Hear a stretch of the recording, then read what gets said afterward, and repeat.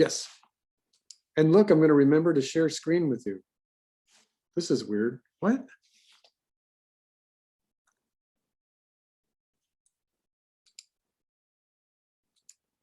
Yeah, that's strange. I don't like that.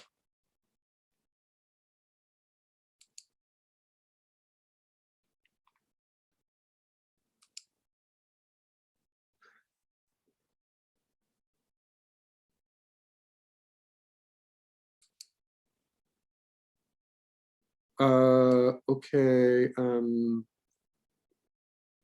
I just got a notice. Remember, I'm just setting up everything brand new. So I just told Zoom to record, and it says it's recording, but my security system says it may not be recording. So whatever. What we're going to do is we're just going to talk about your sketchbook as always, and I'll make some quick comments. And then we'll talk about your life drawing number 2. But I really don't feel that I want to quit Zoom and then have you all come back in again.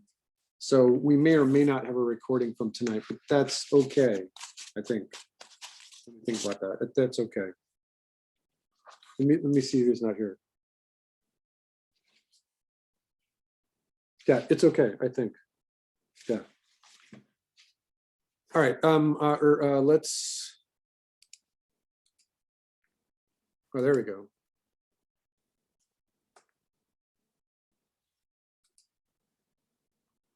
Oh, it's not going to let me even share the screen.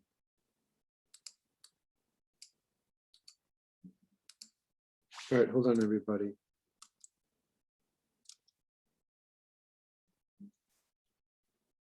Can you see my screen, anybody? You can see my screen, okay.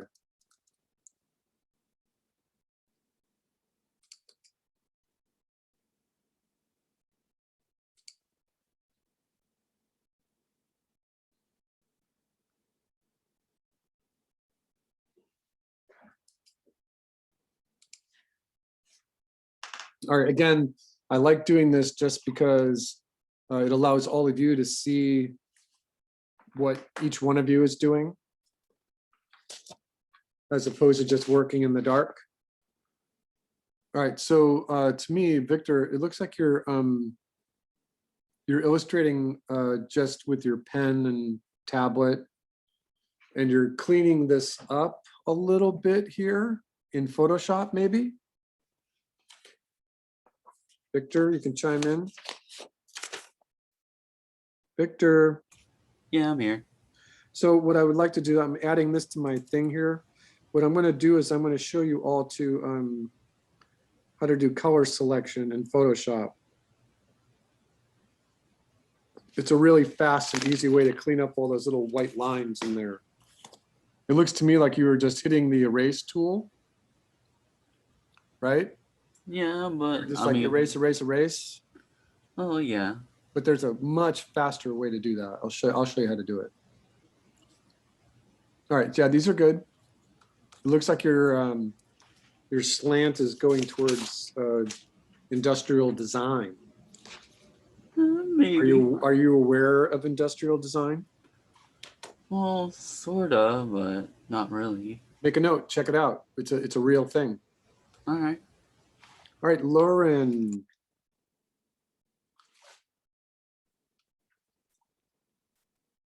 Nice. Mothman. Yeah, these are all great. Thank you, Lauren. Okay. One thing that I might suggest is, I like this gray line that you're working with. And the fill, which gives you a real rough look. Try a thinner line. I think I might have said that last week. Try a thinner line, just so that you can keep laying down line on top of line. All right, Trinity, these are great. It's always nice to study facial features. And hands, exactly.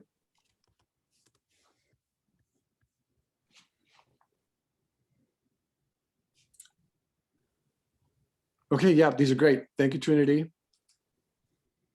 Annika. Oh yeah, these are great. simple lines, color underneath it, little highlight, maybe a little shadow. Be careful of your heads tall thing. You know, she's looking to be somewhere around 9 heads tall. So, and you know, you have to kind of pick whether you want that or not. Okay. Yeah, but these are great. It's an excellent study. Thank you, Annika. Fernando. Is Fernando here right now? I didn't see him on my roster. All right, great. Again, these are all very good. I don't see him in there.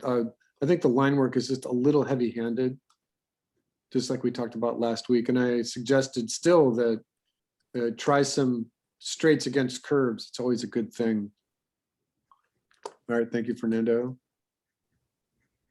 Noah. Yep, these are great. Okay, yeah, I'll buy these. What is this thing right here? Is the spine? It's like part of a gear. I was studying video game, like kind of gears. Yeah. These are ears right here? Like parts of a gear. It looks like a spine. The thing in the middle. Well, I like it. Keep going. You're having fun with it. Keep going. All right, Chloe.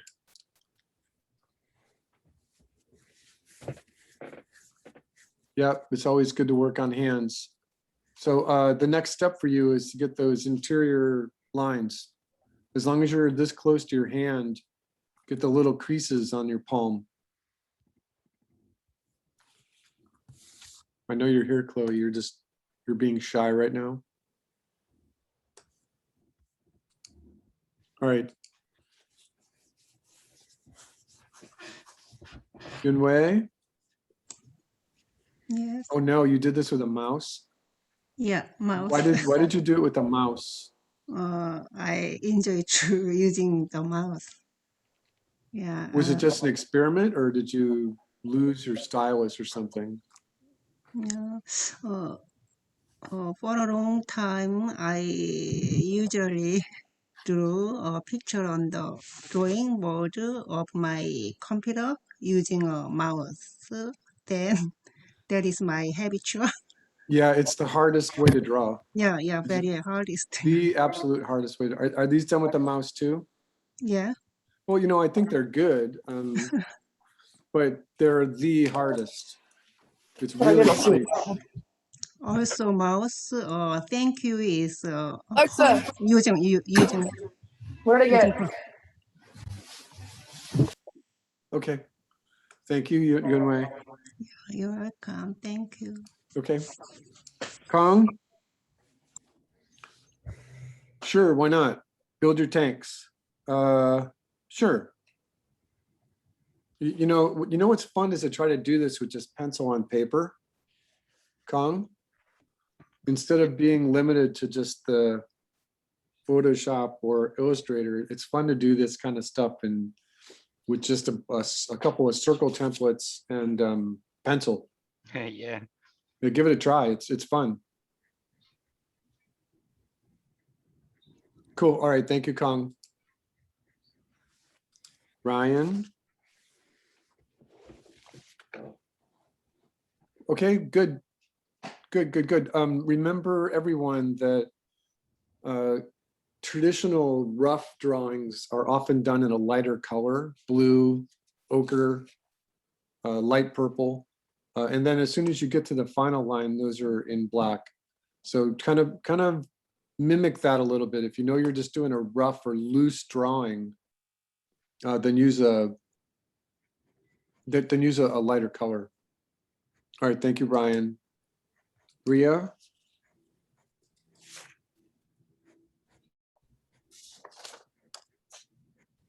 Oh, these are great.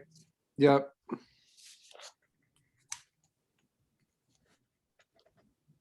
How long did it take you to do this one of the witch? If that is a witch. Took like a bunch of hours across like 2 days or so. Well, it's very good. I think you're a ringer. Have you worked in the illustration business before? No, I haven't. These are great. Thank you. No, they're really wonderful. They're spontaneous. They're full of life and style. And, you know, I see all the little colors in there. You know, lots of fun things to look at. It's very presentable. Good art. Thank you. Very nice. And this is very nice too. Yeah, it's a study. Oh yeah, these are great. Yeah, character studies. Those are super. Other things. Thank you. Looks like people are getting knocked out of Zoom and having to come back in again. Oh yeah, these are great. I asked for 1 page, you give me 10 pages. This is great. I just draw a lot. It's great. These are absolutely great. Thank you. All right, thank you, Rio. Emma.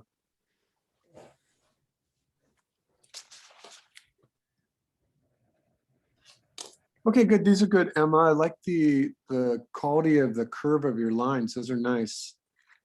Emma, are you drawing with a what kind of stylus? Are you and are you in Photoshop? I use the sketchbook and I have Intuos Pro.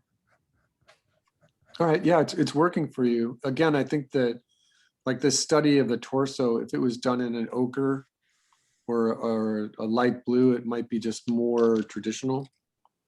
It's very good. Thank you, Emma. Mitzi. Okay, sure, why not?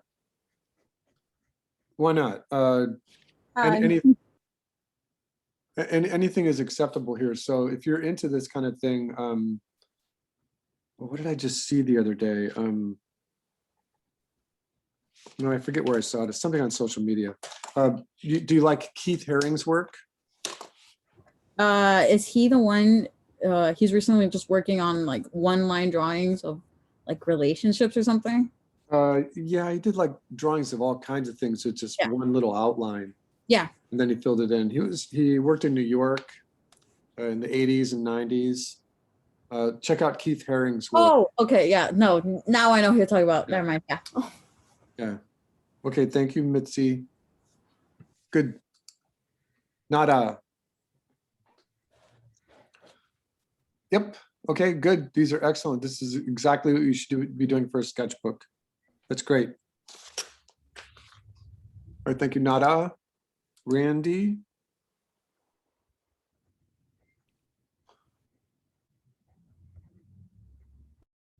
Okay. Yeah, I'll buy these. All right. Thank you, Randy.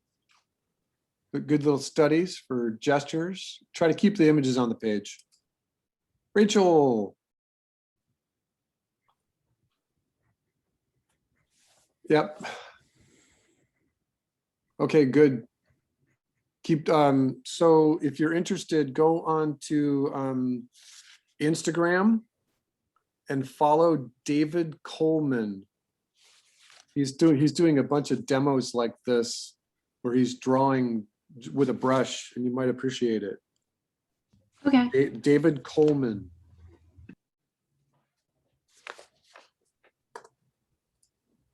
Moses. Oh yeah, these are great. All right, thank you, Moses. Good work. All right. All right, let's switch over to your life drawings.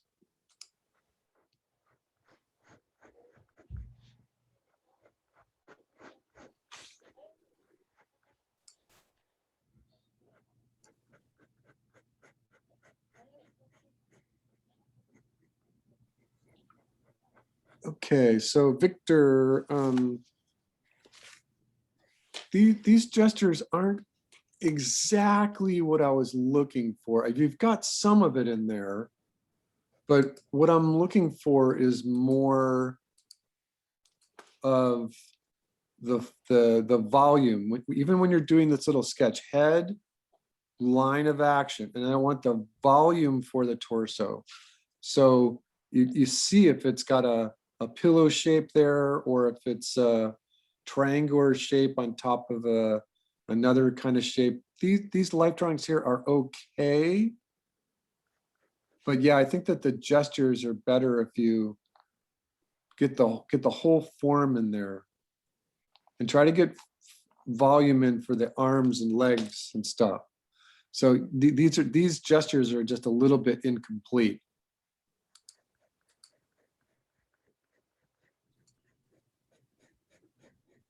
One little hint for you all as you are watching this. I think that what happens is if you lay down the head, the line of action, the volume, the secondary, tertiary, quaternary lines of action, you can always go back and watch your volumes, watch your measurements, watch your scale and proportion of things. But one thing that you should probably try to avoid is a singular outline that goes all the way around the form. It's not the best aesthetic. This one right here, the second 10-minute drawing, is a better drawing just because it doesn't have that cartoon line all the way around it. It does in this leg. And we know that's a style. In comic books, that's a very common thing to see, but try to avoid it in life drawing. Let the lines just breathe. Let them start and end. Just as a quick little tip for everybody.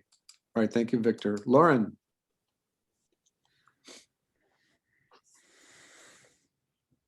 Okay, so Lauren, I'd like to see a stronger line of action.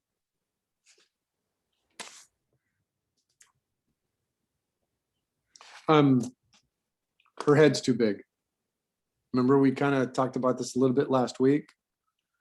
And I think that what you want to do is you want to self-correct it now. A couple of things for everyone. I think that in a gesture drawing, you don't need facial features. In a gesture drawing, you don't need hands. In a gesture drawing, you can kind of just, you get the power, the weight of the pose. And again, I think that the scratchy line is becoming a dominant style for you, and you may want to let it rest for a while and see if you can show some different kind of range within your line style itself, especially in life drawing, because it's almost like every little line starts to mean something. So yeah, remember that the gesture is not really qualifying all of the contour lines. You're just getting the form, the volume, the weight. And this line of action here is not quite right. It's got to go down the middle of the form. This one's a little better. And remember that when you're doing the gesture, you can always keep it in a lighter color. All right, so this is an interesting little comparison here. In the drawing that you would consider your 10-minute drawing, you've got a line of action, which is okay. I think that it could definitely be improved by including the head. So your line of action for the main torso should be more like that. And if you've got a really straight quality to the upper arm, yeah, then keep it straight, but let it flow into your other arm. You know, indicate where the shoulders and hips are and give your legs their own line of action too. But those should be more prevalent in the gesture drawing. You know, that's where you want to study where your line of action is actually driving the form. This is okay to put it in the final 10-minute drawing, but it should definitely be in the 10-minute or in the gesture drawing.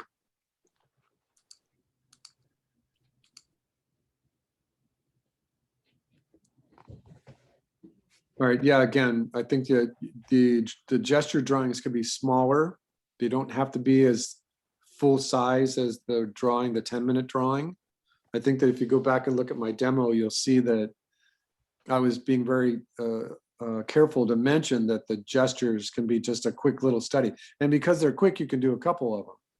So the gestures, they're only a 30-second drawing, so they really shouldn't be the full size. All right, thank you, Lauren.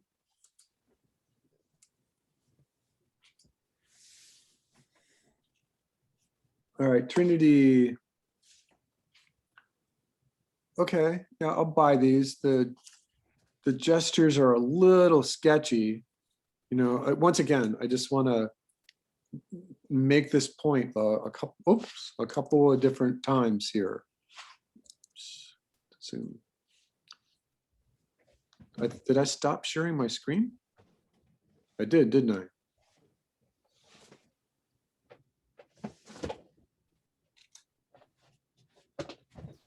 I? We can still see your screen. Yeah, did it go away for a second though? I think it like blipped a little bit, but Just not a little really. bit. All right, so Trinity, I think that one of the ways to really improve this gesture here is to, you know, set that main power, set your shoulders, find the hips, and then decide what that torso is. Is it a pillow? Is it an hourglass? Is it a bean? So that's your first step. Head, line of action, shoulders, hips. There's compression on the left side, stretch on the right side. So draw it as a pillow. Then the same thing goes with the parts for the legs and arms. And so you just do a line of action for the left leg, and you get in some volume there. A line of action for the right leg. And then you might not make the mistake when you get to the 10-minute drawing, because these legs look a little short. So that's what you're studying here, is to correct any kind of measurement. These arms, they might look a little short. All right, hopefully you got that point.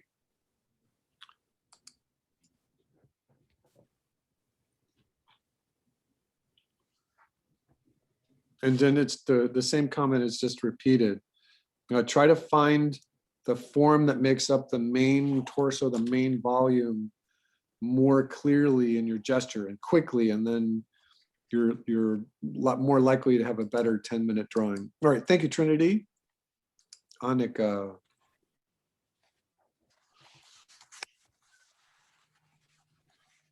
Okay, these work. These work. I'm just kind of concerned about one thing, and that is your measurement. So what I see here is 1 head tall.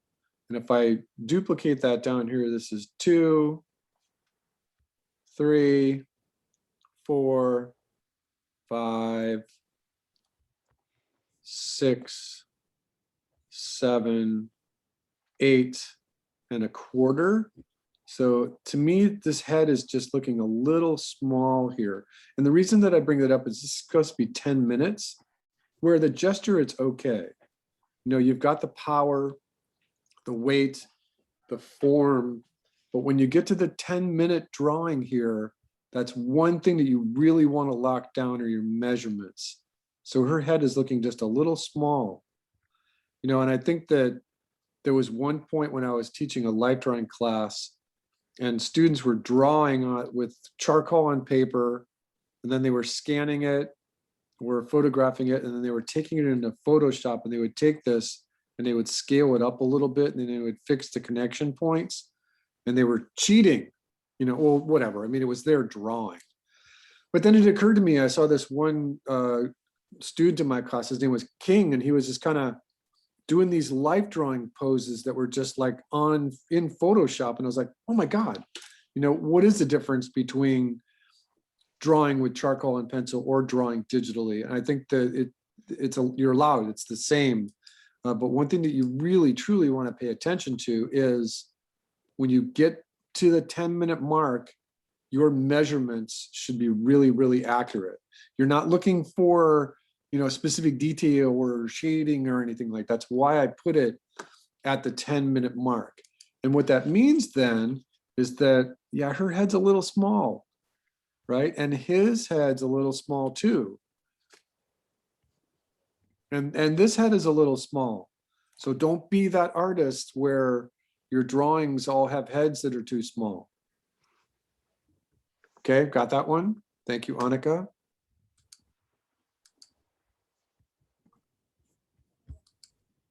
All right, I think Fernando's not here, so we'll just kind of look at these. Again, I think they're okay, but you know, you all had to pay attention about doing the gesture smaller. It's just a study. It's just a pose. They don't have to be the same size. And again, I think that they're just a little heavy-handed, but the measurements look okay. Noah.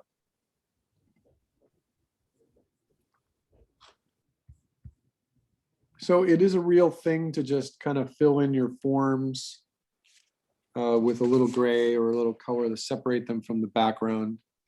That's fine. I think your gestures are okay. Your lines of action are okay. I think you're seeing it, but be brave. Noah, be brave. Put the line of action in for the arms and the legs. It'll help you when you're exaggerating your forms. Yeah, these are all pretty good. You know, I like that these lines describe the power, and I can feel it. I think that you've got some good poses in there, but I think that what you want to do is make sure that what you're really seeing here is the line of action that's driving through the head, the neck, and the body. But then you also have lines of action in the legs that are missing. And these don't connect to the arms. And so don't be afraid to throw those lines of action in there. Don't, you know, get those lines of action for the secondary parts. It'll improve your poses. It'll improve your ability to push and exaggerate a pose.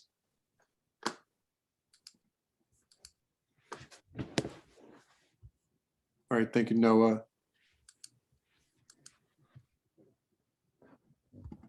Chloe. Chloe, you're here, but I don't see your video.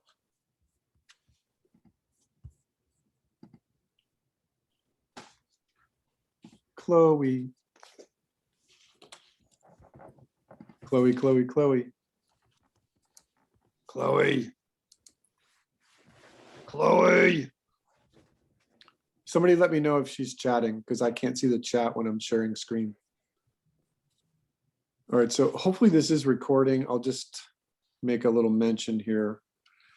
Chloe, head. She's here. What's that? She is here. Yeah, I know she's here, but is she chatting? Yeah, she's sending messages. Okay. So Chloe, make sure that even in the gesture that you're putting in some sort of volume. This head's too small that you have here. These might be okay, but I think that the power in the legs is a little bit more pronounced. The straightness of the arms is okay. But remember that in the gesture, you can still get a little bit of volume in there. A little bit of volume. So practice those gestural drawings. Practice those lines of action and gestural drawings. All of you. It's like the best thing that you can do as an animator, artist, storyteller. All right, so this is an example of the 10-minute drawing, which looks okay, but the line of action, the gesture drawing is not working. I think that it's too geometrical. It's too simplistic almost. So if I see this as a pose, then if this, I'm just gonna pretend that this was a photograph. And remember, you're supposed to be working from photographs. Then you start with the head, the line of action. Then if her neck is kind of driven into her scapula and clavicle, then just let that line of action for the torso go right through the head and neck. And then you've got expansion on the left side. So, and remember that this zoom tool is not the best tool for drawing. Come on, zoom.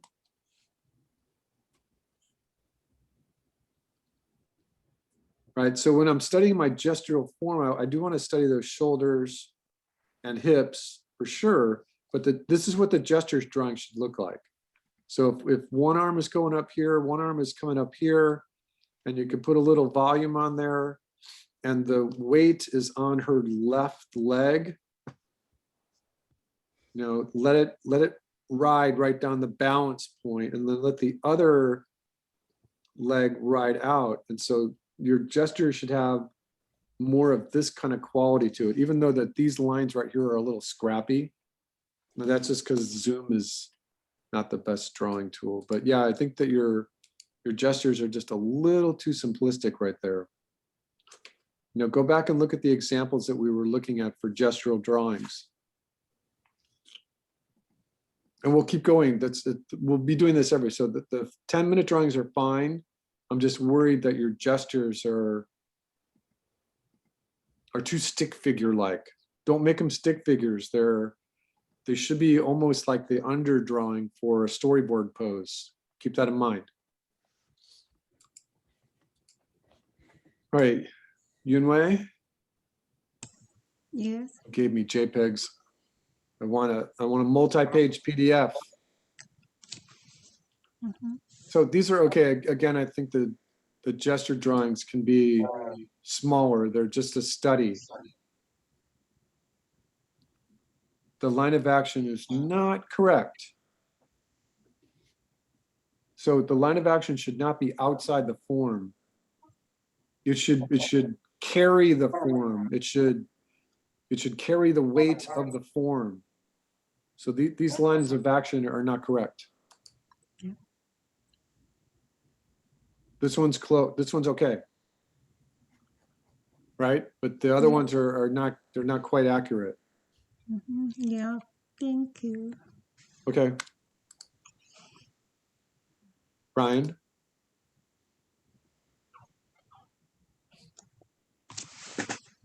Okay, I think your lines for your 10-minute drawing are a little scratchy. I think that your measurements could be a little better. I'm pretty sure that if you have a human who's got this much of a power, this much of a bend in their posture, that they could be almost touching the ground. Careful of your measurements. Yeah, these feet are too short. It's one or the other. Either these feet are too short or the head's too big. And I think that you want to go back and find a better style to do your gestures in.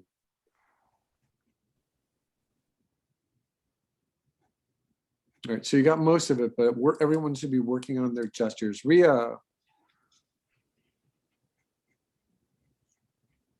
right, these gestures are really expressive up here. I can see that you've got the main line of action, and then you're considering the exterior contour lines of the top, the outside form of the quads to the hamstrings to the trapezius, all of those parts as a gesture unto themselves, which is okay. I think that your gestures are definitely capturing the form. They're definitely capturing the movement and the pose. So those are okay. These are okay. Thank you, Ria. Emma.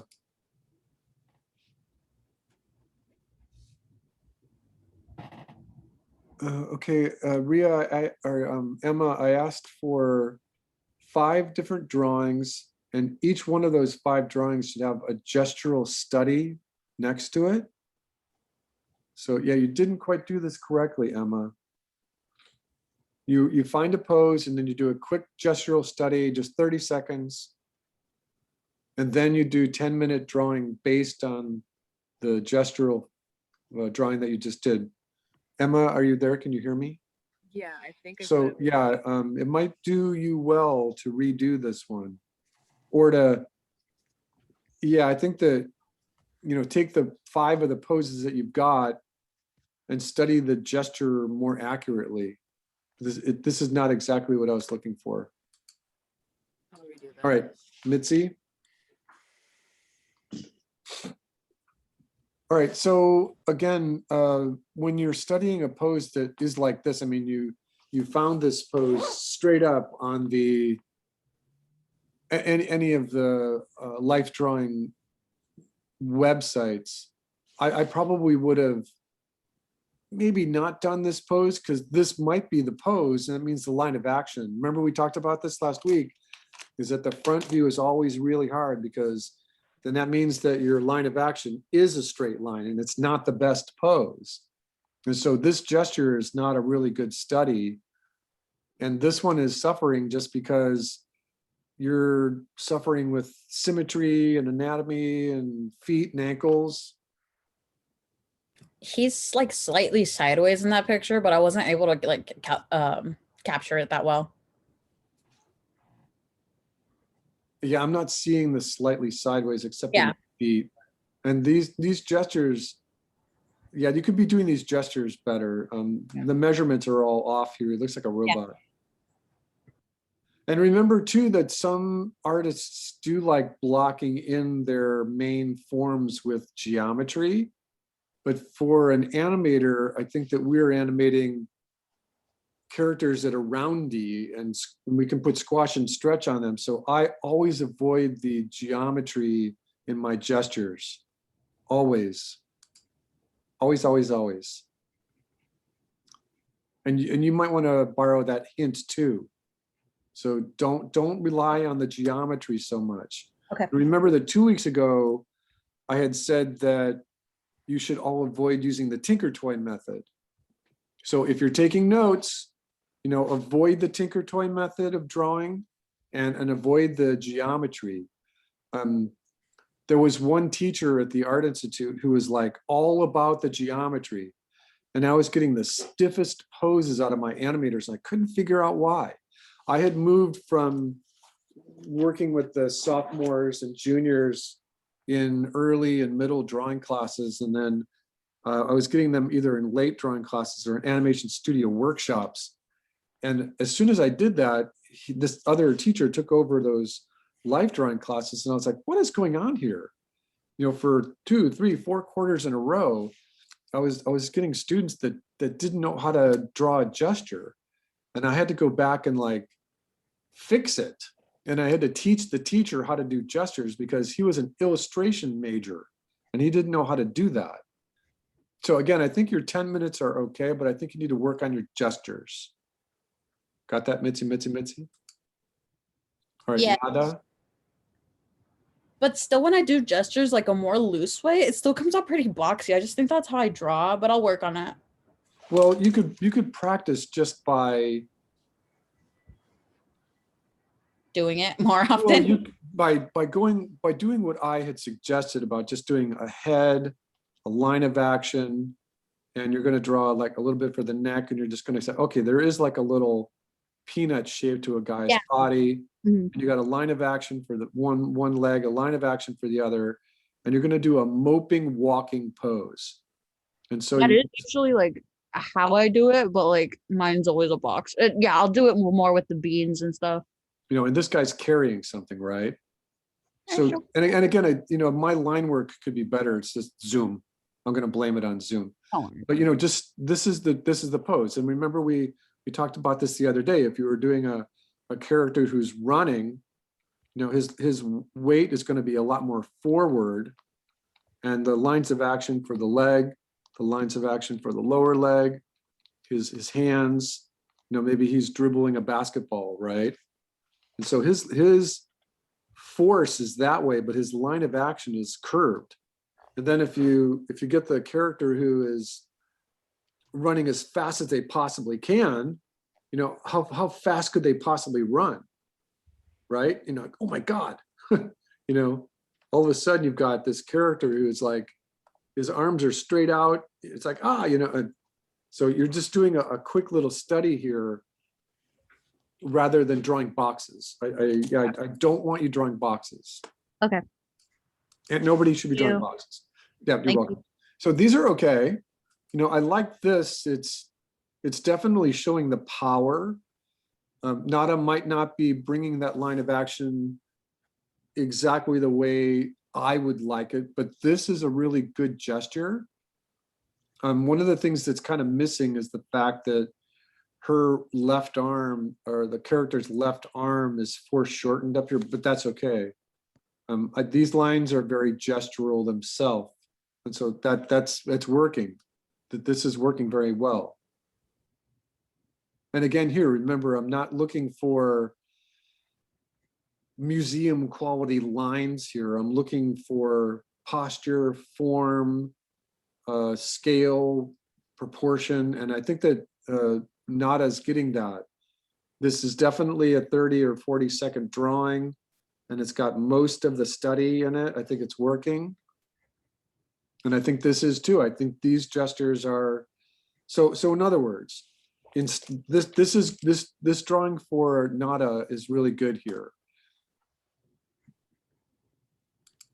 And my interpretation, which is just as valid, would be is that if I'm looking at this form, that I would say head, you've definitely got this nice curve here with a balance that is straight to the ground plane. Shoulders are here. There's compression here, stretch on this side. And then the way I do it is I like the line of action for the left and right leg. And I like the line of action for the right and left arms. And then you see, I'm even just kind of pushing that pose just a little more, where her lines are maybe not quite as clear in the upper part of the drawing. But if I was doing this, I would put more of a curve in there. And if I saw that this arm was, being dramatic, I might even push the pose out here, this under, and have both of these lines go like this. I like this part of her line work, showing the movement of the form, which is great. That's the next form, the part to add it to my drawing here, getting the negative space. But head, line of action, shoulders, find that main form, then get the secondary lines of action. But this one's good too. Mine is just a different way of doing it. And really, truly, animators have other ways of doing it themselves, because there are different ways of handling it. But this is good, Nada, this is good. This drawing might not be as balanced as this one, but that's okay. All right, so this is good. I like this gestural form here.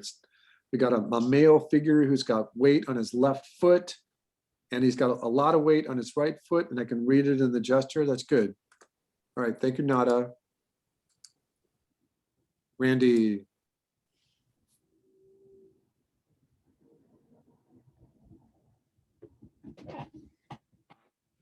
Okay, yeah, Randy, remember the gesture was supposed to just be a 20, 30-second drawing. You spent much too long doing this gesture. Randy, are you there? Yeah, I'm here. So it was just supposed to be a quick study, and getting the line of action in there. So this one's not, the gestures here are not quite right. And again, I made a point to say that gestures can be small. I think that if you go back and look at it, I said 6 inches and then 8 to 10 inches for your 10-minute drawing. So you spent too much time on what is supposed to be the gesture. And you spent too much time on it and not enough time really feeling where the gesture is. We're really feeling where the line of action is. So if you needed to, you go back and redo those gestures so that they are more of a gestural drawing. Got that, Randy, Mr. Randy? Yeah, I got it. I thought we were All right. supposed to take a Rachel. 30-second look and then. Something like this, right? Where it's just a quick, smaller study. And those are 10-minute drawings. So this is very close to what I wanted. Yep, these are working. Okay, yeah, this is okay. Yep, that's working. Okay, does everyone see it? So this is much closer to what I was looking for. All right, thank you, Rachel. Moses.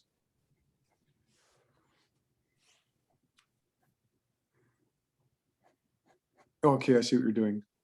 Yes, okay, so this works. Yes. So instead of Moses drawing where the femur is for this character's right leg, he's just drawing the exterior contour for where the quads are going to be. I think that's fine. I think that this gesture is good. It captures the pose pretty well. You know, and even within the quick study, you do have measurement in there. So careful with drawing like this where it kind of goes off the page a little bit. I'm always leery about a pose that is mismeasured because you didn't start the drawing with enough room on the left to go off the page. Yeah, this is essentially what I wanted. I would like to see that line of action driving down the middle of the form in all of your gestures though. All right, thank you, Moses. And that's what we have for our gestures. Did I miss anybody because they just uploaded?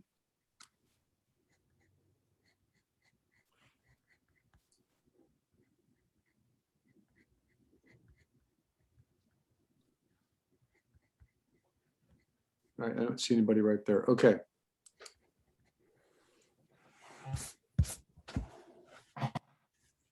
Okay.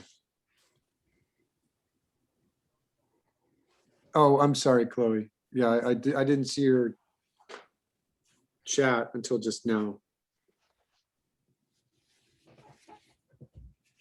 Okay. All right. So once again, what I'd like to do right now is just take an early break because I'm going to go through another little demo for you, a couple of demonstrations and a demo, believe it or not. So yeah, take, what is it, 7:29? Come back at 7:50. Take a 20-minute break. Take a 20-minute break. I'll see you all at 7:50. 7:50. Got it? Yeah, thank you. 7:50. Okay, thank you so much. Okay.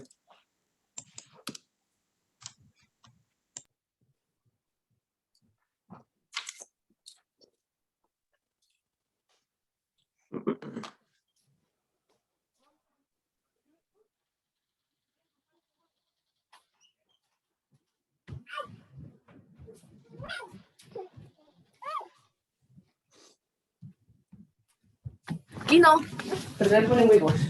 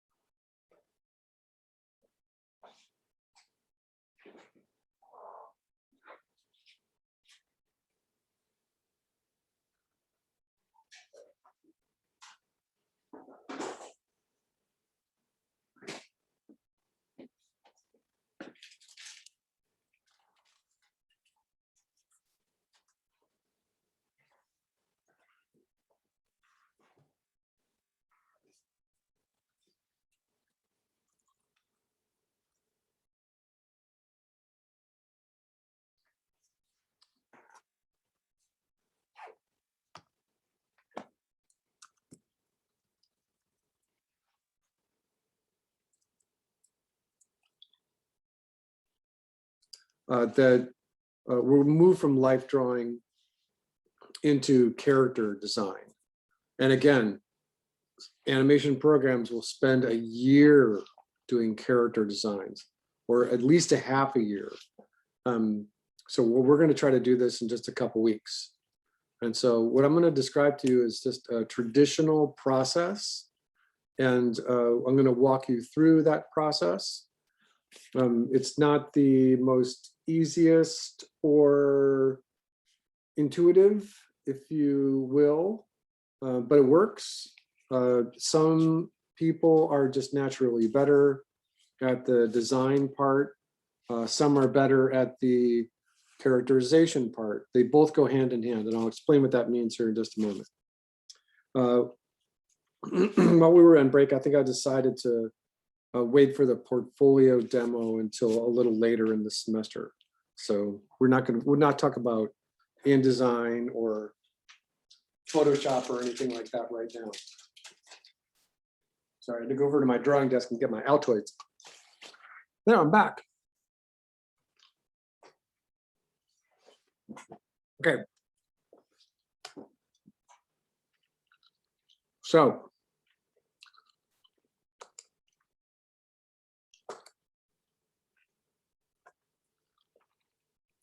I'm chewing on my Altoids. So just a little bit of refresher. We're looking at that SpongeBob and Patrick pose.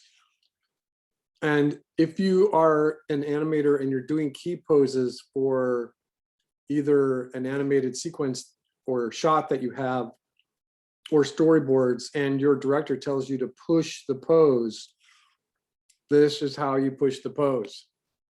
You push the line of action first. It's as simple as it gets. That little demonstration right there, this one with Squidward, that's as simple as it gets. How far can you push the pose? Here's one with Krabs, right? Mr. Krabs. How far can you push that pose? In many animation programs, and in many studios too, they're going to test you. And they will test you by having you do an animated flour sack. I don't think we're going to do a flour sack animation in our 417 class. I forgot. And the only way to animate the flour sack is to push the line of action, is to drive the form with the line of action. So even though this flour sack doesn't have the line of action in any of those drawings, it's still on the top of your list of how you get this to work. All right, so we have a line of action here, and I'm surprised that I'm not getting more hits. I'm surprised I'm not getting more hits on the line of action. Let's see what happens if I just put in line of action.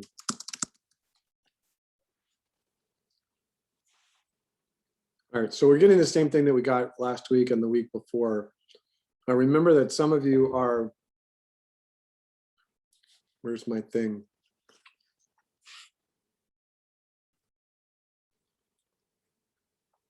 Oh, here we go.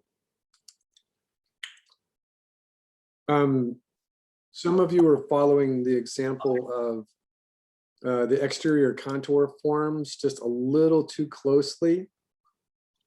I think that it's more precise to follow the traditional line of action down the middle of a form. And so even though this character might start out as a stick figure, the animator is still placing his keys, placing her keys with a line of action so that there's a distinct difference in those poses. And then they put the form on top of it. It goes, the line of action goes down the middle of the form. You know, these are pretty good examples here of the line of action going down the middle of the form.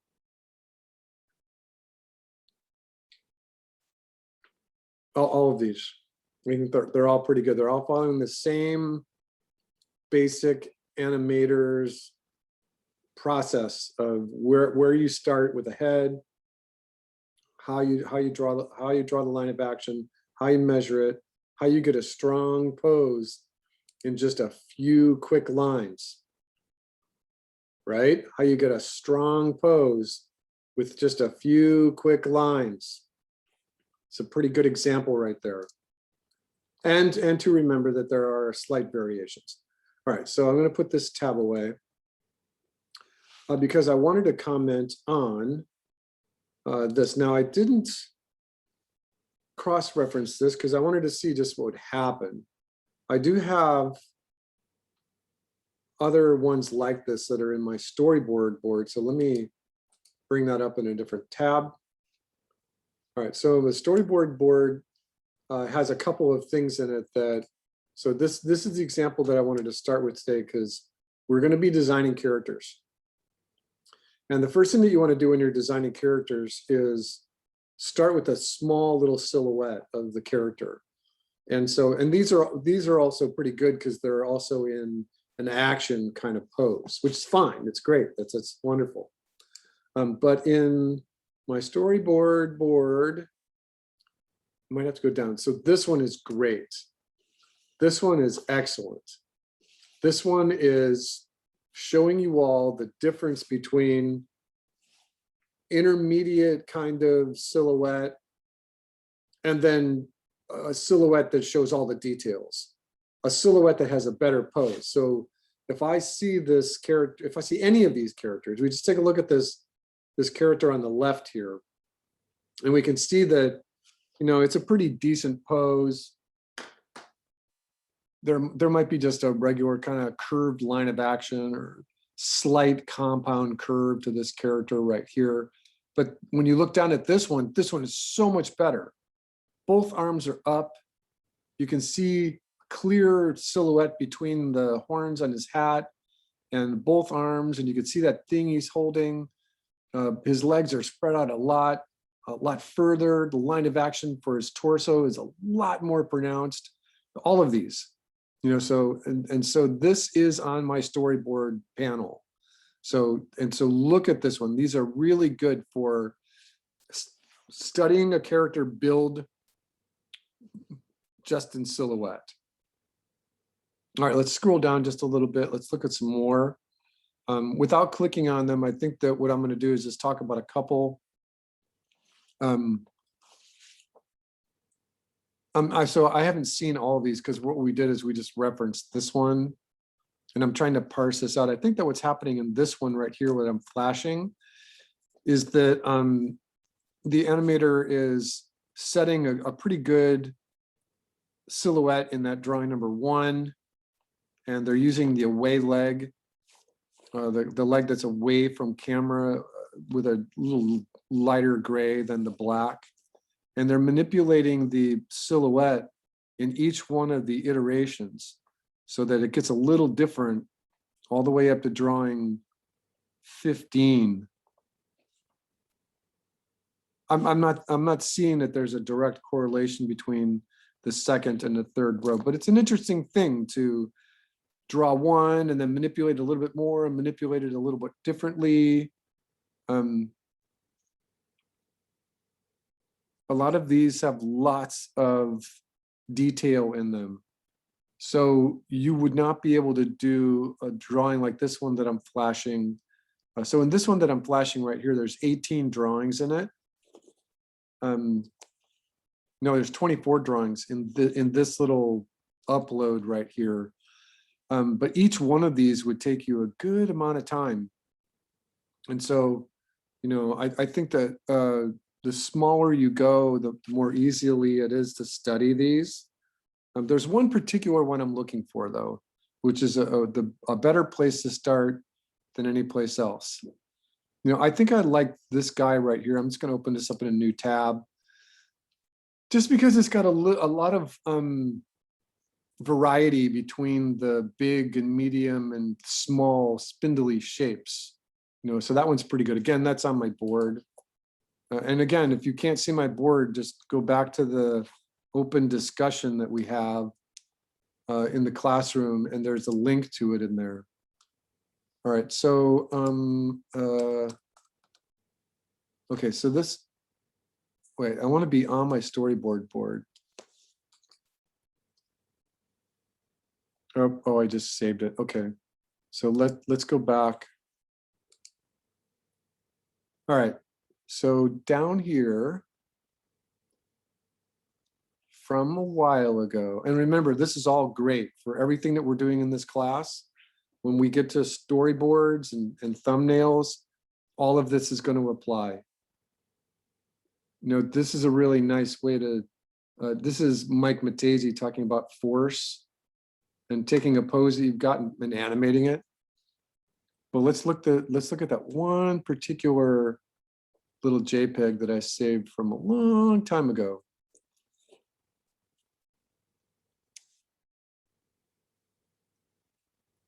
All right, so this is good here for next week. You should be working on this idea right here. I'm going to open this in a different tab, and then we're just going to come back to where we were. So I'll talk about that one in a minute. This one's really nice just because it's starting out pretty simple. I'm not quite convinced that the artist here is using a line of action, but they're definitely using pretty decent silhouettes. You know, this is good. It's not the best. Let me keep looking for that one particular image that I've had. You know, this is interesting where they're using geometrical forms to describe the line of action. You know, it's interesting. I don't see it every day. And you know, this is more fine art almost to me. You know, I thought this was really interesting from a couple of months ago. Just, boy, there's just like a curve for the whole head, a little bit of chick, chick, chick for the highlight and shadow on the face and nose and mouth, and then zip, zip, zip for the hand. You know, that's just great. Whoever's doing this has full control over their line of action, their pose, everything. You know, this is just wonderful. This one with the bike right here, absolutely wonderful. All right, I'm still not seeing the one that I want. This is good. You know, I like this Dr. Seuss one here. I like the little silhouettes in there. I'll save that one in an open tab. And let's come back to where we were. All right, I'm still not seeing the one particular. I know it's here. I know it's here.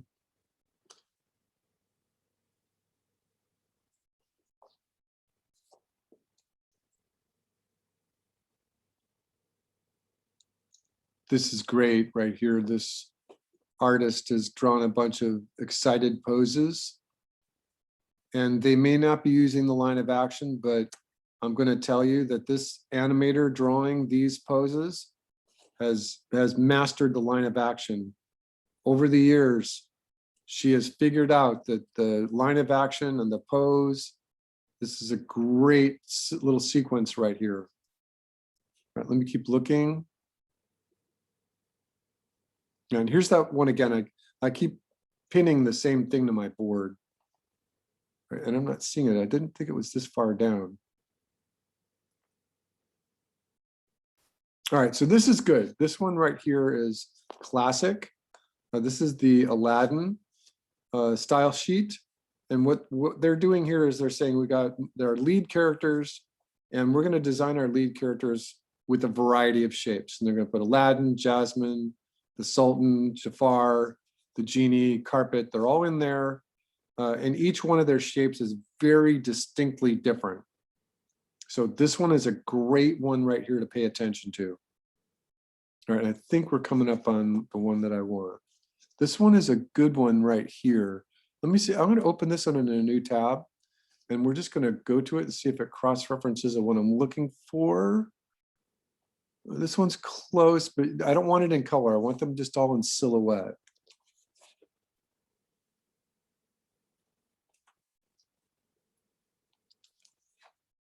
All right, let me go back.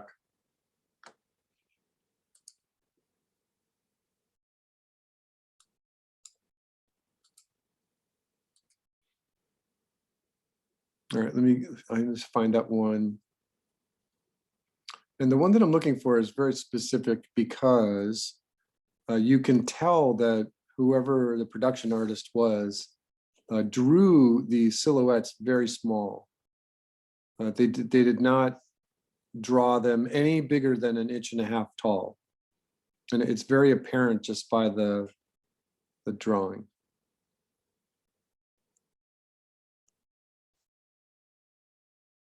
And it could be that I posted that one to this board in the very early days of this board. That's why it's so far down. And you're right, I should have found it before I started class. This is a nice little character lineup here from The Secret of Kells. Another one from The Secret of Kells. All right, I'm going to give this just 10 more seconds and then I'm going to jump over to Google search.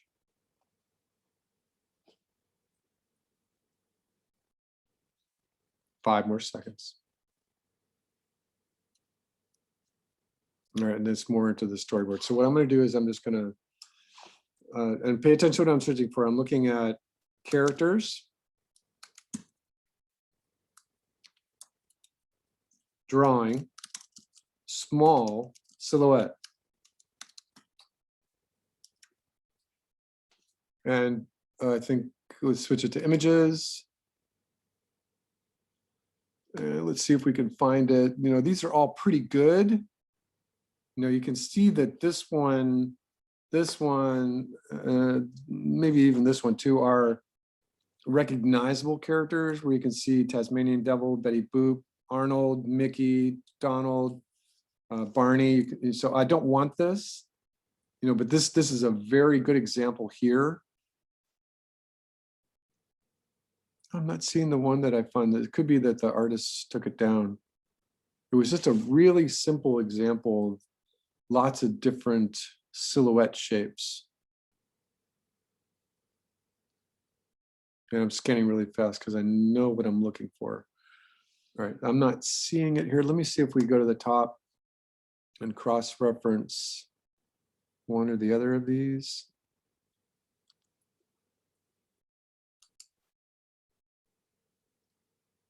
So this is interesting. This is a good study. To me, I think that if I were to analyze this, I would see that each one of these might be the stroke of a marker on a piece of paper or something, which places this at or around 2 inches tall. I can also see that the artist may have composited this one so that these may not all be on the same paper, although the line weights are very similar, so they might be.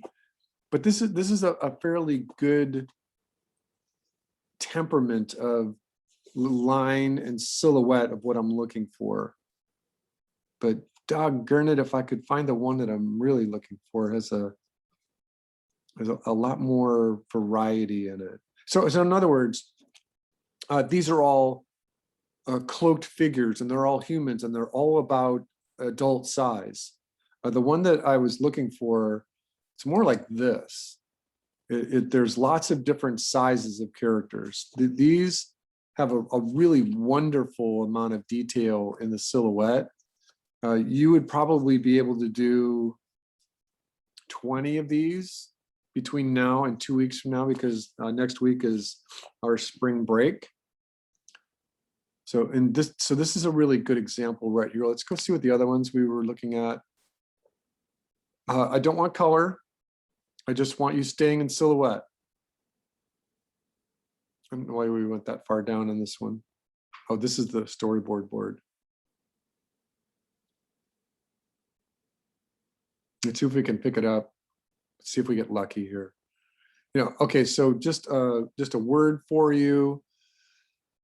Studying facial shapes is always a good thing. And so if you jump from the idea of what your silhouette looks like to what the actual geometry, the simple to more complicated shapes of what the face looks like, that's a good thing. Remember that this is the Tinker Toy method that I was talking about here.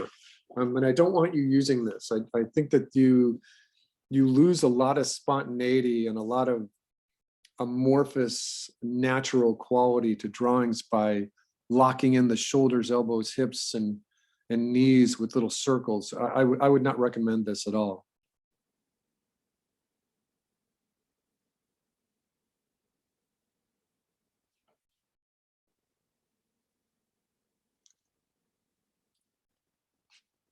And it could be that my board is just way too long here.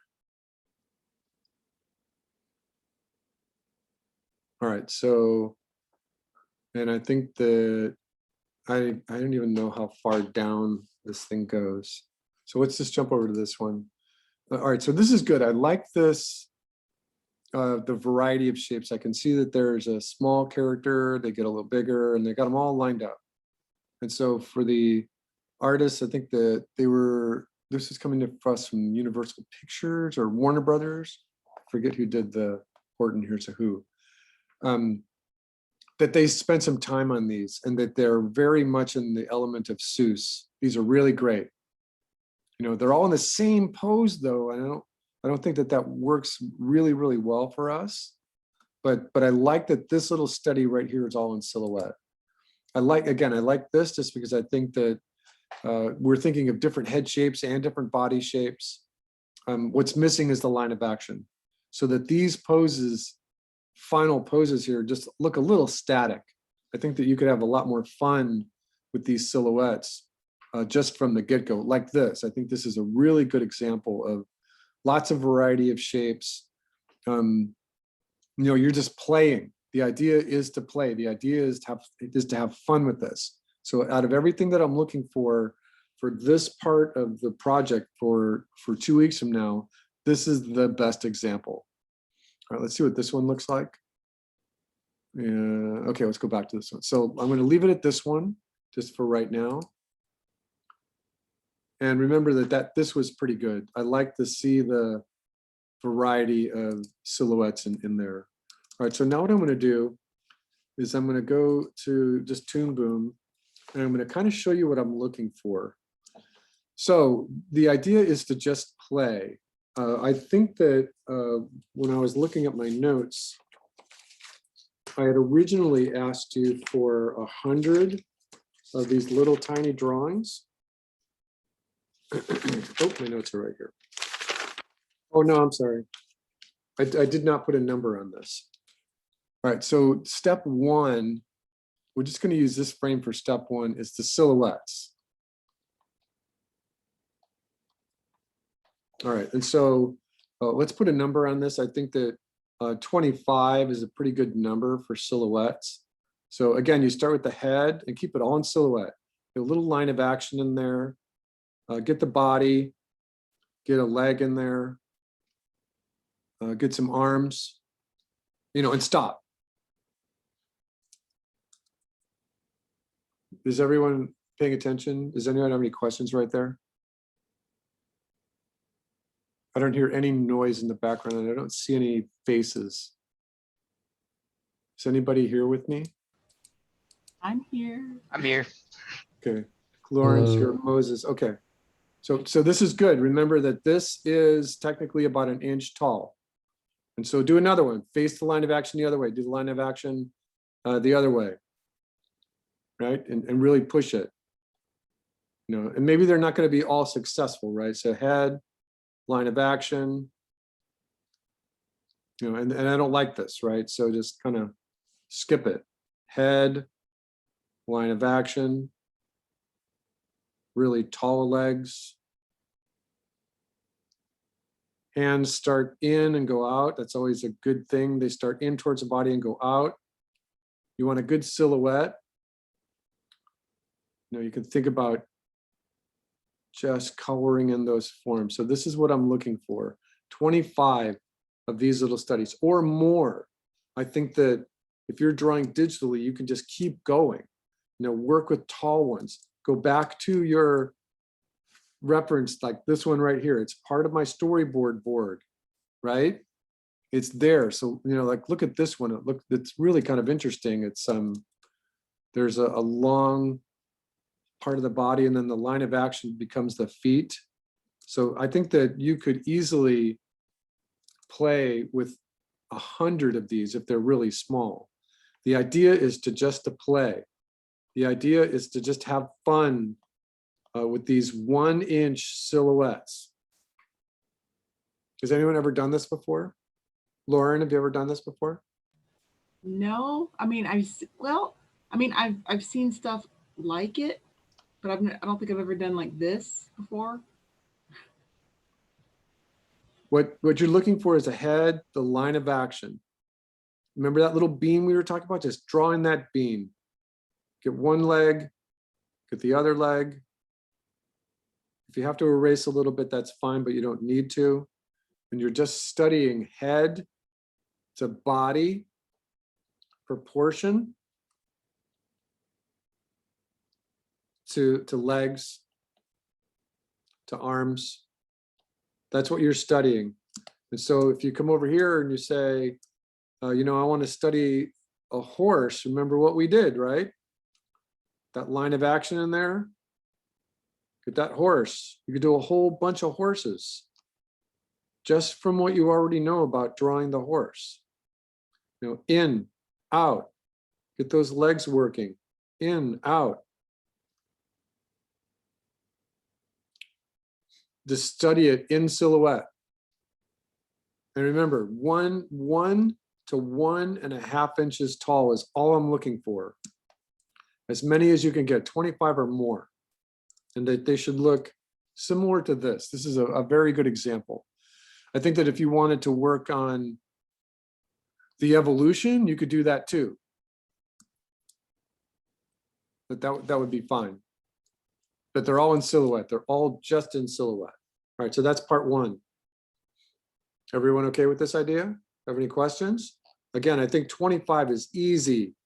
You could easily do 100 of these in just a half hour because they're small. There's no details. They're just all in silhouette. And you have to have the line of action in there. You can feel it. Even if they're really small and in silhouette, you can still feel it. Head, you know, get the line of action going one way, learn how to do it the other way.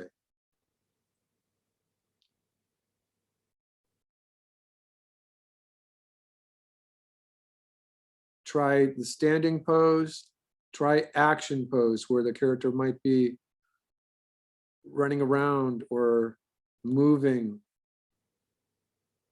Oops.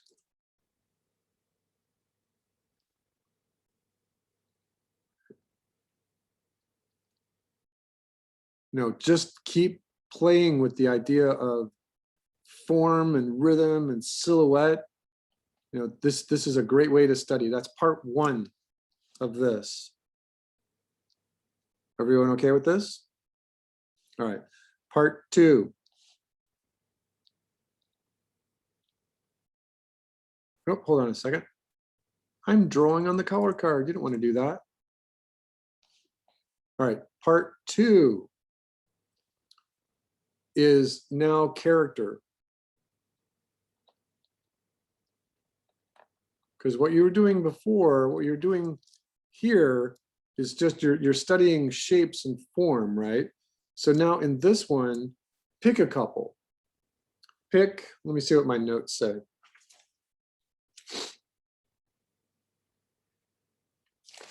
I think that you could pick 4 different characters. And in this one, just kind of redraw the character a little bit.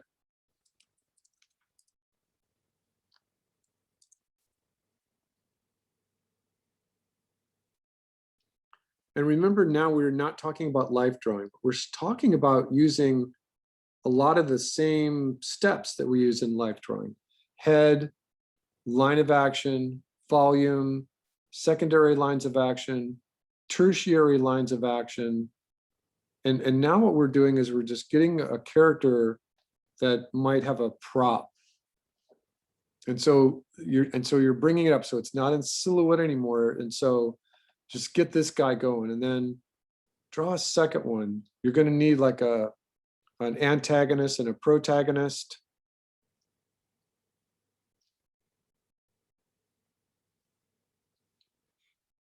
But just kind of, you're keeping it, this one about 3 inches tall. And maybe a little bit more detail. You can try to find the center line for where the eyes might be.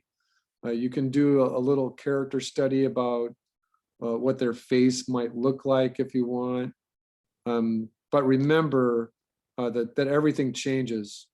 Everything changes really fast at this point.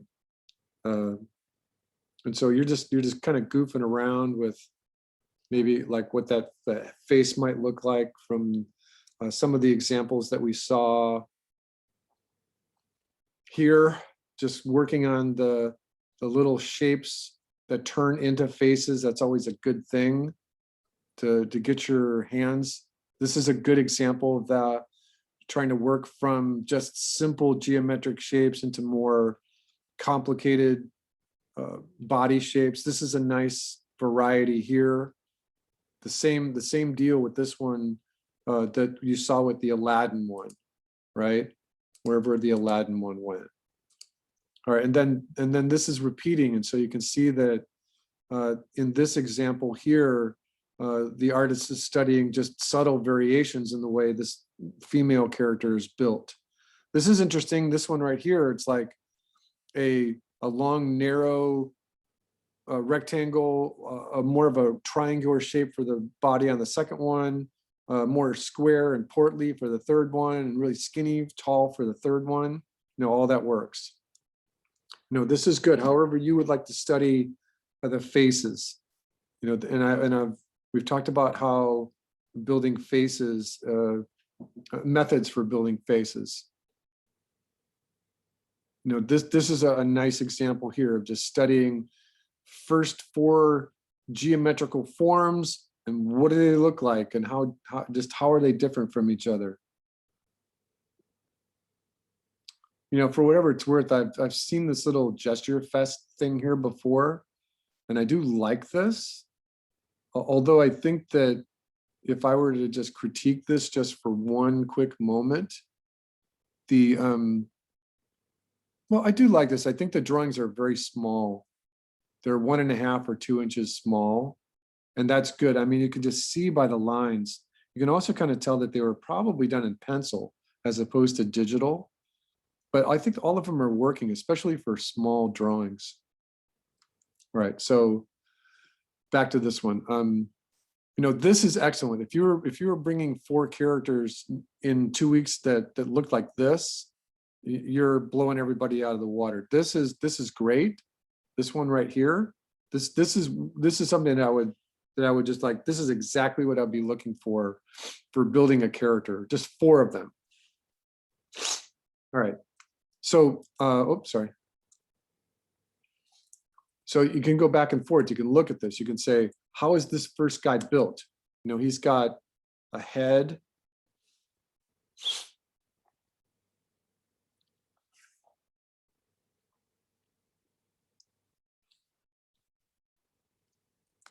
He's got his little head right there, and he's got his line of action.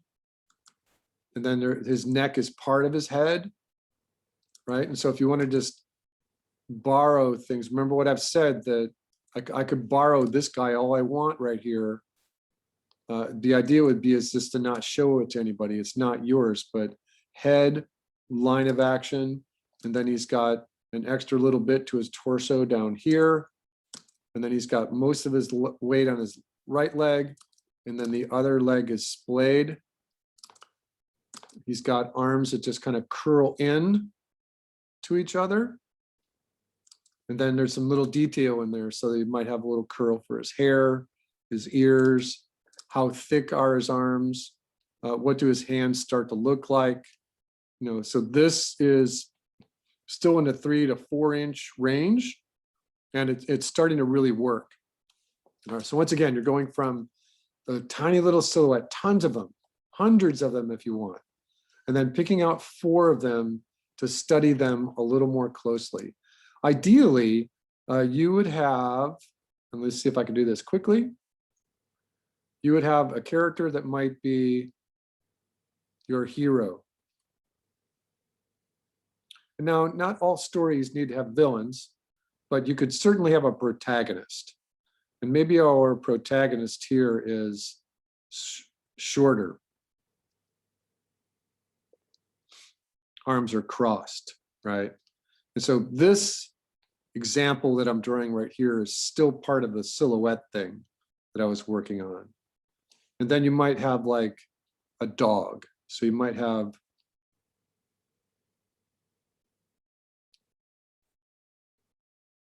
some sort of dog. And then this character might have a cat.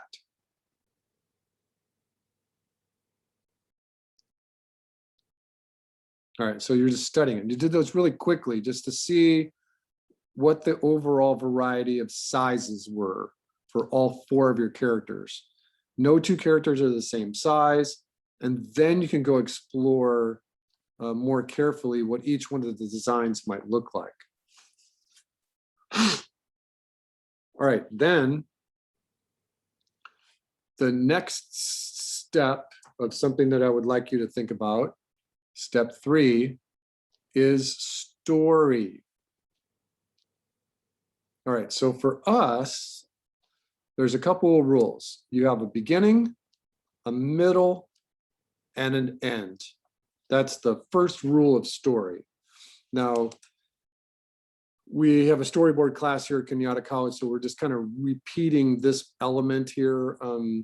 But what we're looking for is probably something in the, let me just take a stab in the dark here, probably something that's the 30 or 40-second range that you would be thinking of in terms of a script. So when you're doing the story, just write out what happens.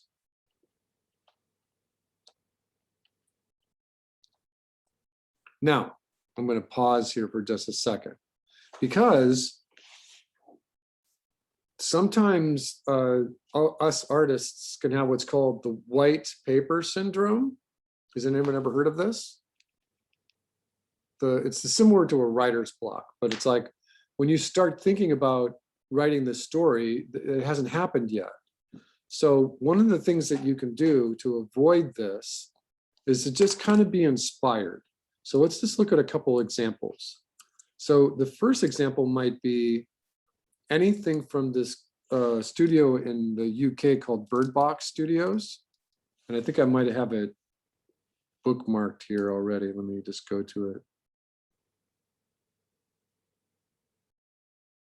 All right, so Bird Box Studio is an animation studio right outside of London, and they do all kinds of commercial work. And then all of a sudden they'll get in there and they'll do themselves like a 30-second cartoon just for themselves, just to have fun with it. Like one of the first ones I ever saw was this one, and it's just really wonderful. Oh, you know what? Hold on a second. Your internet is a big deal. Hold on, wait.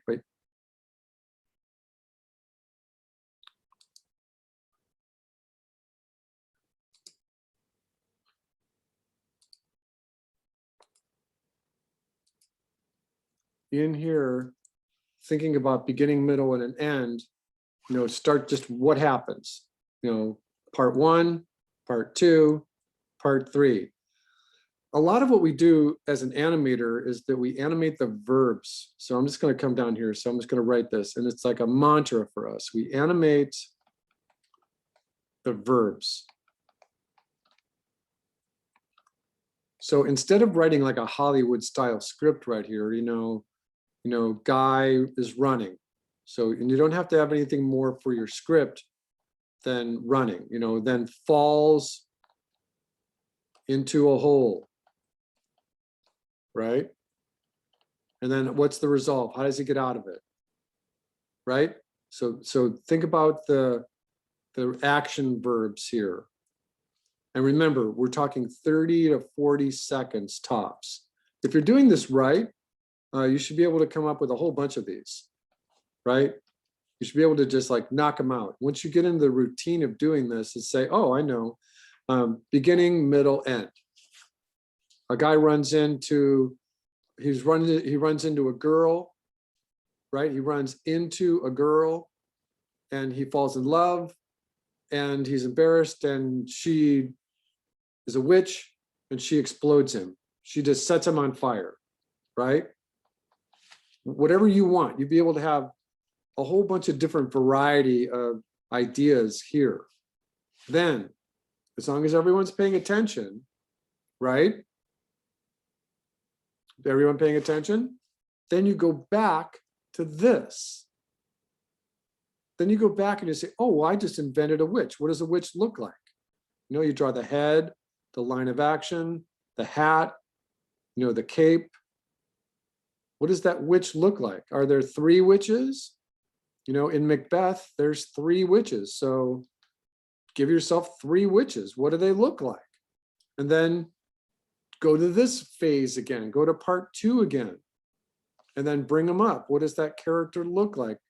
The head, the line of action, you know, be able to study this back and forth and say, well, there's one witch, there's a little guy, you know, maybe he's a chef. He's got stubby little legs, right? And then go to this phase again and see that as long as you're starting to design your characters and you're thinking about these characters, you know, what happens? Did anything happen to your story? Because if you're going to your characters and you're designing them and you're building them a little bit, sometimes that you might think of something that happens in the story that changes it. Then you go back to this and you say, where's my hero? Or who is the protagonist? What is the villain? What is the antagonist? And what are their positive traits? So the hero is good and honest and trustworthy, or that's too much like good.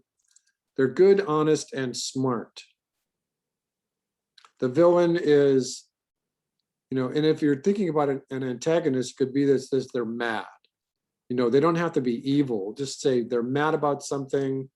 They're illogical, but they're smart too, right?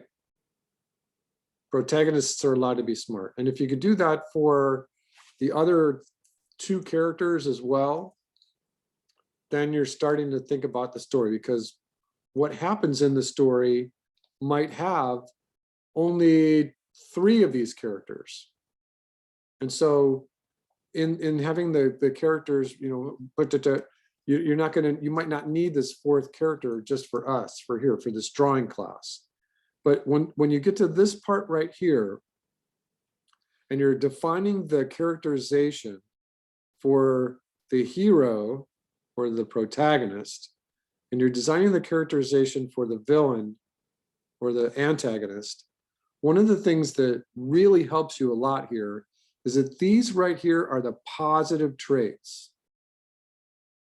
And I'm just giving you the simple here, because I have a master's thesis built on designing this characterization, and I'm just giving you the outline of it. So what we have then is just 3 positive traits. That's always a good thing. If you ever to walk out of a movie theater and you're thinking to yourself, you know, that Owen Wilson character in this movie was really shallow. What does that mean? You know, you think to yourself, Homer Simpson's a great character, but he's really shallow. He's kind of a simple dimensional character, but he's lovable. He's, you know, he loves Marge, and he's funny. Everyone loves the funny quality of Homer Simpson, especially the slapstick part of it. But when you're talking about a simple characterization that's shallow, is because these positive traits, there's only a couple of them. The more of these positive traits that you have, and that the writer can then play off of, the deeper that character is. But for us, we're just going to talk about drawing. And so ideally, you'd want to be thinking about your protagonist, your antagonist, a 3rd character or a 4th character, and just a couple of their traits. You know, maybe this guy's mean and this guy's creative. And you don't even know what they look like yet. And then so go back to here and then draw them out. What does the mean character look like? What does the creative character look like? Right? And hopefully this is making sense. So these are the positive traits. And then these are the negative traits. So even though this is the protagonist, what are their fears? What are their failures? What are their faults? And just start there with the 3 F's. You know, what are they afraid of? What are their faults? What are their weaknesses? Right? So that's really good for the negative trait. And you don't need more than just a couple words. the more that you think about this part here, about their positive and negative traits, the more it's going to influence what their designs look like and what the story then looks like. Right? And I promise you, you can get stalled right here, looking at your antagonist, your protagonist, your third, your fourth characters, and trying to define all of these little traits for them. And so don't get stalled. You know, I'm going to just do this. Don't stall. If you can't figure this out, if you can't figure any of this out, just go back to it. Go back to the drawing part. Go back to the writing of the script part. Go back to the beginning. And it's always the back and forth thing. You're always going back and forth. That's the whole thing about getting the story working, is that maybe you find something here, or that maybe you want to go study genre a little bit more. Maybe you want to try something that is more comedy than serious. It's going to be really hard to have a melodrama in 30 seconds, right?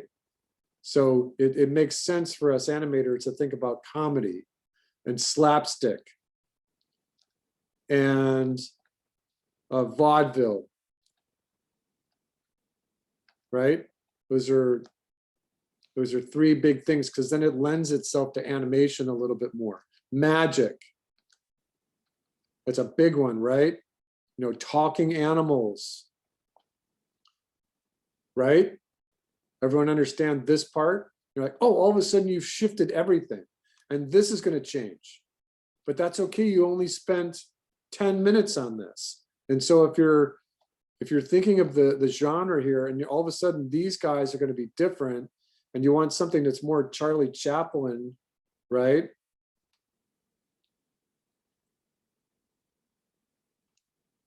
Then go ahead and change your character design and change the little script that you've got. Remember, just change the verbs for your script. All right, you got the idea? Let me check my notes. Hold on a second.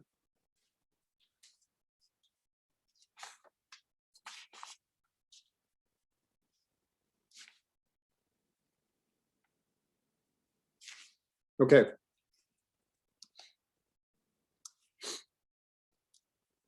All right, and then at the same time, you're going back to your references. You're going back and looking for something that you may have not seen before. And you're looking at this guy right here, and he's holding something. He's holding something in both of his hands, and he's got a really, really great line of action. And so then you go back to here, or you even go to just a new page, and you oops, I'm in the wrong place. Hold on. And you study the head, and you kind of look at how that line of action is just really simple curve right here. And then he's got his little pelvis. And then one leg is going this way, the other's going this way. And then, so those are kind of straighter. And his arms have a little curve to him. He's holding something. And so you're studying it. So this is, again, the little silhouette thing that we're playing with. And so the idea is to be able to go back and forth. The idea is to be able to go back and forth through your, oops, hold on. And very, very first initial thumbnails. And these aren't really thumbnails. They're more, hold on, someone's trying to get in.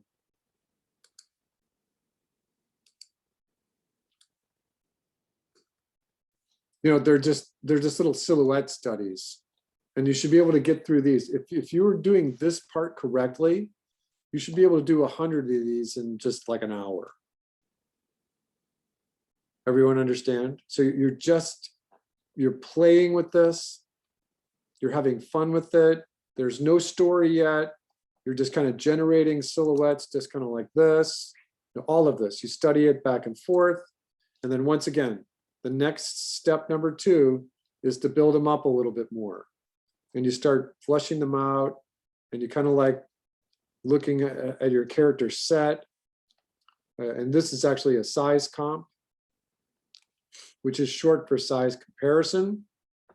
And again, this is small, so you haven't invested any time in this, right? And then we haven't got to this part. This is like 2B right here, because the next part is to just go and think about your story, beginning, middle, end. Again, go back and think about really short stories. These are very gag oriented. Again, we'll go backwards. They're very comedic, they're very slapstick, they're very vaudevillian. There's magic, there's explosions. Talking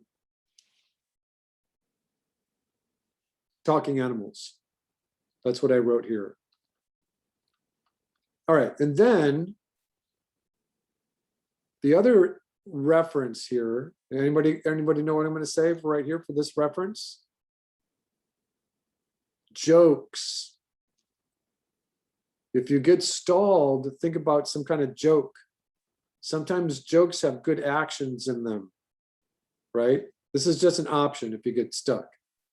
All right, so then once again, we'll go back to number one. So we had the little character, we had a little Charlie Chaplin character.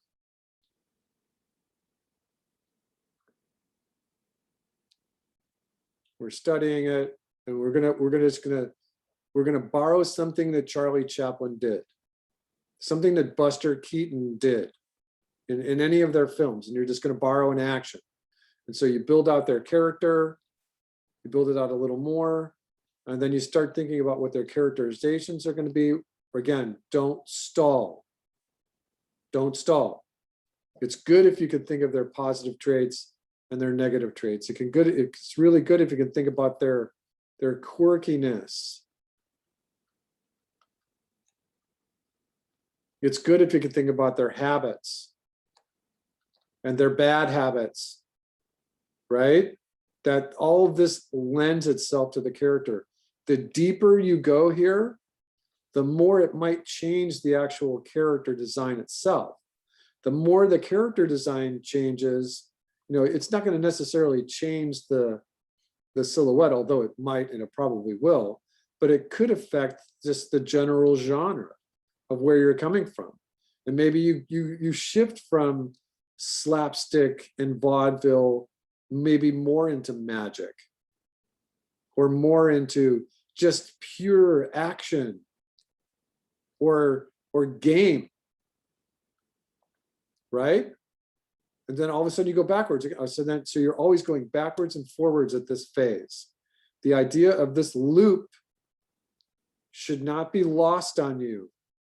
The idea of being able to go from a really quick study into studying it a little longer. If these guys right here are taking 10 seconds to draw the gesture, then these guys here should be 2 minutes, plus or minus. And again, if you can get to this part, it helps. If you can get to the characterization, it helps.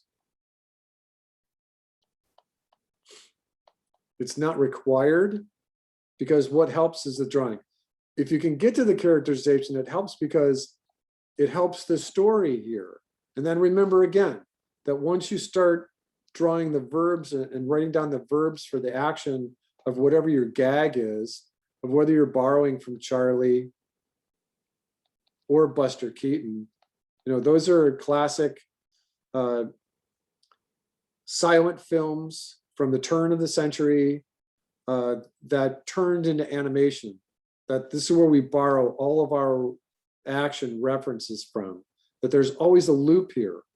Once you start thinking about the story, you might go backwards, and then you might go forwards again, and backwards again. It's perfectly natural, right? So the emphasis then for 2 weeks from now is to study just a whole mess of silhouettes, just a whole mess of them. 25 minimum, 100's good, because they should all be looking just similar. This is complicated. If you're going to do ones like this, you might only be able to do 25, right? But the more simple is and I wish I could find that one particular. Let me take one more look for it. You know, these are complicated right here. There's lots of details, even in that drawing right there.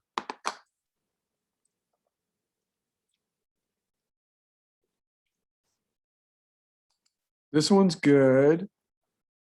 There's lots of detail. This phase does not need to have a lot of detail. It can just be studying the forms and the lines of action. And I can't find that one I was looking for.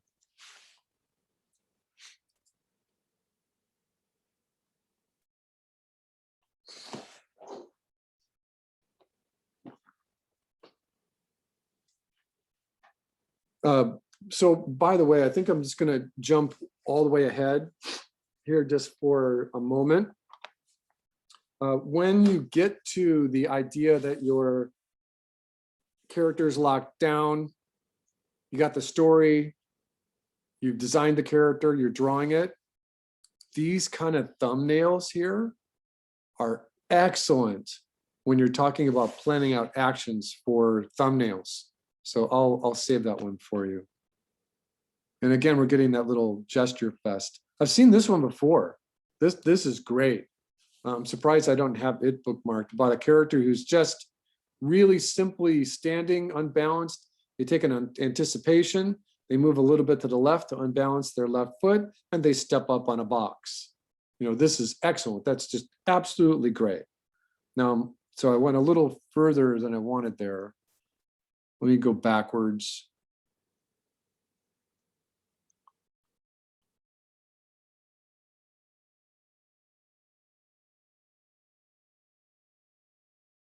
And, you know, for whatever it's worth, this looks like some of the studies that they have the students at Animation Mentor do for the animation that they're doing for the reels.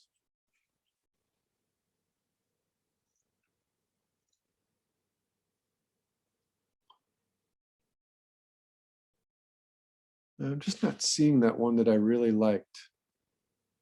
I really liked it because it had a lot of different variety of simple silhouettes from monsters and giants and smaller characters.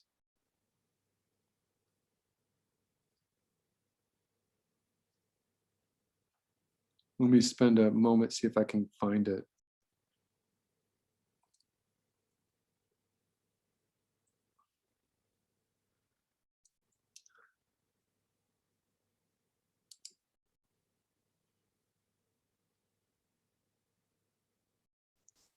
You know, again, I think that just when we're studying the idea of creating characters, that this example right here, all of the characters have too many spindly little parts, and they all look like they might be cast from like one game or a short film or something. What you're looking for is the most variety you can find. So this is a good one right here, and this is very close to what that I was looking for. So this is good. There's a lot of variety in volumes and shapes. All the characters have good silhouettes. I'll save that one to the storyboard board. You know, and then you can see down here, there's a really excellent one for Coraline. And then this is Corpse Bride. You know, those are really great. This one here is perfect. Just enough detail, still in silhouette, that you can see what's going on. You know, even this one is really good here. But I think they're all adults. And this one, I think that I like it the most because I see that there's some kids in there. You know, this one's got some animals, but there's lots of spindly little shapes.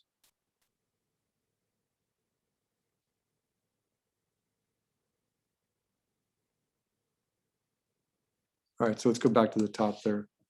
All right, so again, this one is perfect. I saved it to the board. It should be there right at the top of the board. That's exactly what I'm looking for. Each one of these characters has a really good line of action. Okay, so maybe this one is more straight up and down, but there's a variety. You know, this little hero over here, you can't draw him without a good line of action. This hero, you can't draw him without a line of action. So it becomes super important. This right here looks a little too much like a stock photos that you might use in silhouettes in like a Microsoft product or something. So it's not the best. And again, I think this one's working, but they're all too much adult oriented. Ideally, this would have animals and monsters in it. And that's why I like the one that I was looking for. Let me see if I do this, if I can actually get to it. Oh, that's not going to work. All right, I'm just going to click on it and it's taking me here again. All right, so let me look what I got here.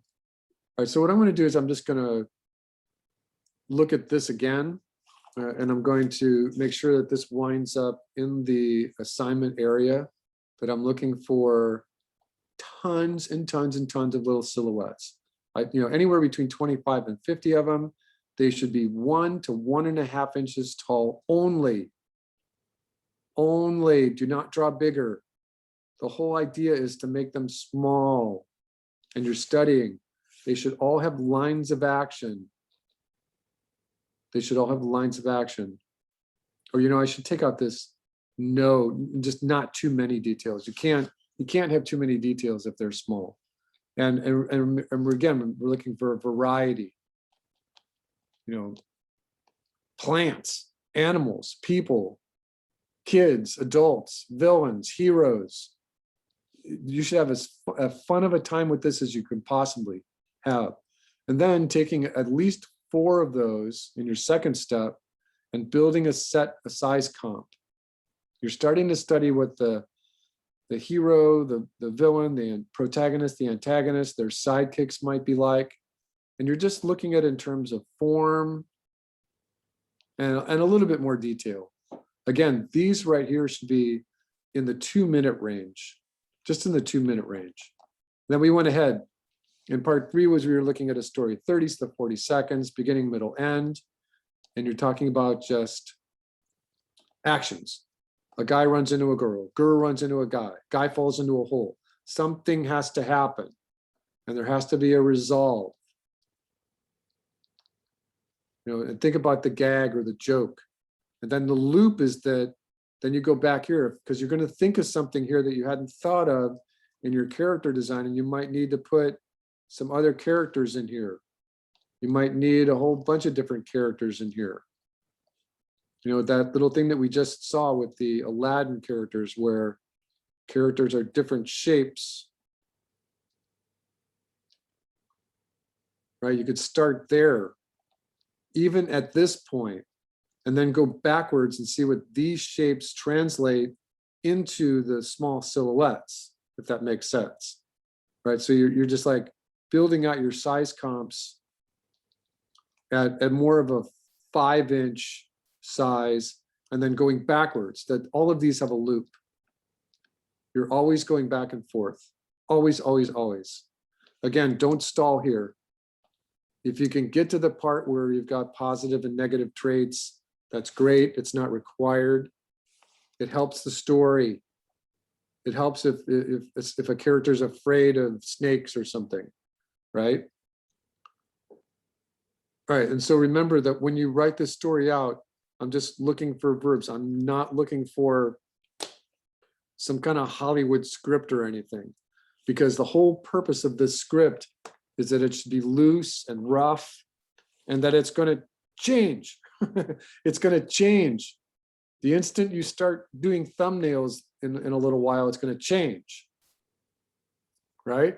And then again, remember that ideally what I'm looking for is a set of characters, but I want you studying a whole bunch of characters first and not just coming up with your final designs.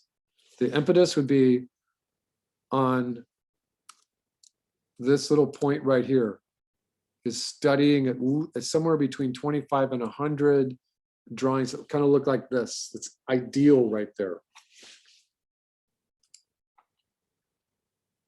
All right. I have any questions? You have anyone have any question at all? I have a question. How many of the how many again of those little bitty silhouettes did you want us to draw? 400. 400. Okay. Moses, tell her.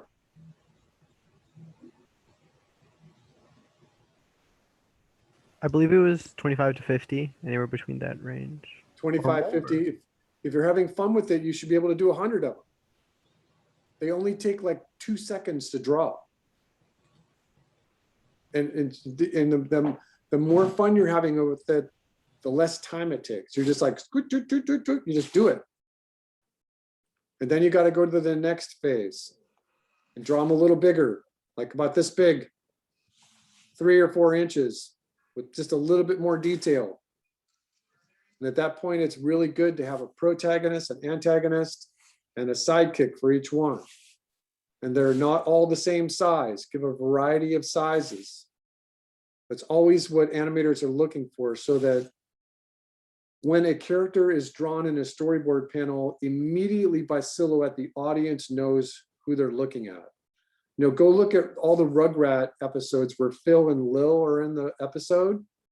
And the only difference between Phil and Lil is that Lil has a little bow in her hair because they're twins. But every other character has a very definite silhouette. And you can bet that all those animators, all those designers were thinking on the same process that I just showed you. Think very small and in silhouette first, then expand it just a little bit, design it. What's the story about? Oh, you know, I don't like these characters, throw them away.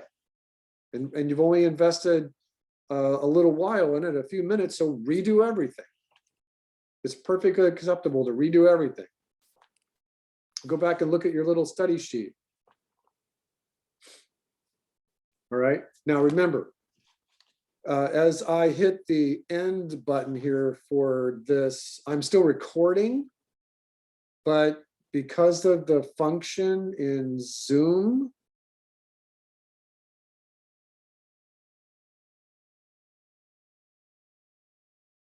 May, I see that you're having trouble uploading the files.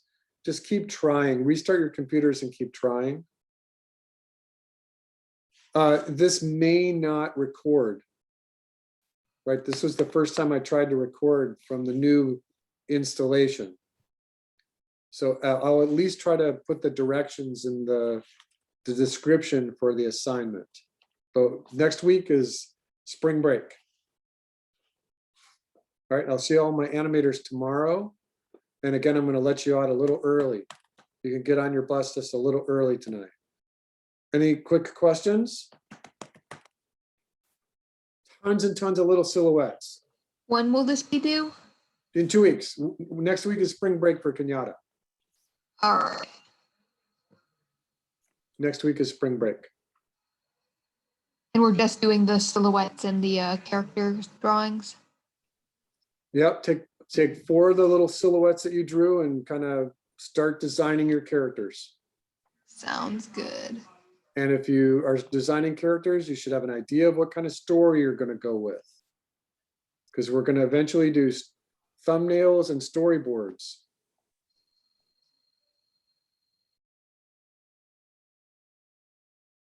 I got a thumbs up from somebody over there.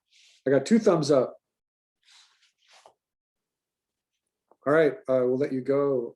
If you need me, email me. But I will see you in 2 weeks. I'll see some of you tomorrow. All right. See you in 2 weeks, everybody. Bye. Okay, bye. Thank you. Okay, you're welcome. Thank you. Yeah. See you. Okay.